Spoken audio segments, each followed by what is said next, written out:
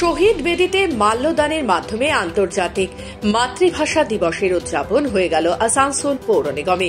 শুক্রবার আসানসোল পৌর নিগমের মূল ভবনে mayor Bidhan Upadhyay, chairman Amarnath Chattopadhyay, deputy mayor Wasimul Haque, MIC Gurudas চট্টোপাধ্যায়ের উপস্থিতিতে আসানসোল পৌর নিগমের পক্ষ থেকে আন্তর্জাতিক মাতৃভাষা দিবস পালন করা হয়। উপস্থিত ছিলেন বাংলা একাডেমির আধিকারিকেরা ও আসানসোল পৌর নিগমের অন্যান্য আধিকারিকেরা।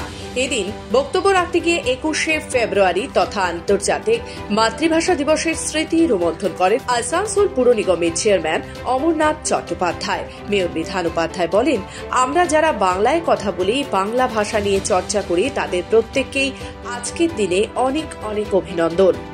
আজকে আন্তর্জাতিক মাতৃভাষা দিবস 21শে ফেব্রুয়ারি। এটা প্রতি বছর পালিত হয় আসানসোল কর্পোরেশনের পক্ষ থেকে সহ সারা পশ্চিমবঙ্গ সহ বাংলাদেশ সহ যেখানে বাংলা ভাষীরা আছে তারা সবাই 21শে ফেব্রুয়ারি দিনটি পালন করে মাতৃভাষা দিবস হিসেবে। আমরাও এখানে পালন করলাম এবং আমরা এই ভাষাটাকে, বাংলা ভাষাটাকে স্বীকৃতি পাওয়ার জন্য যেভাবে বীর শহীদেরা জীবন দিয়েছিলেন, নিজেদের জীবন দিয়েছিলেন, তাদের প্রতি শ্রদ্ধা জানাতে আজকের এই 21শে ফেব্রুয়ারি দিবস এবং তাদের প্রতি আমরা শ্রদ্ধা জানালাম।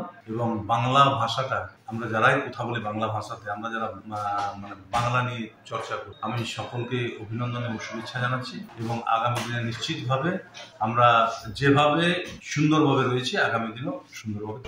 পাকিস্তান যখন উর্দু ভাষাকে জাতীয় ভাষা হিসাবে পূর্ববঙ্গে ঘোষণা করলেন, তখন ভাষা নিয়ে একটা আন্দোলন তৈরি হলো।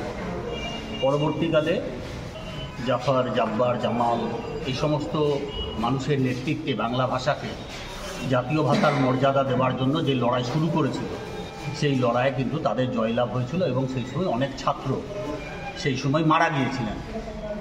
পরবর্তীকালে পৃথিবীতে একটি মাত্র ভাষা, যে ভাষার জন্য আন্দোলন হচ্ছিল, সেটি হচ্ছে বাংলা ভাষা।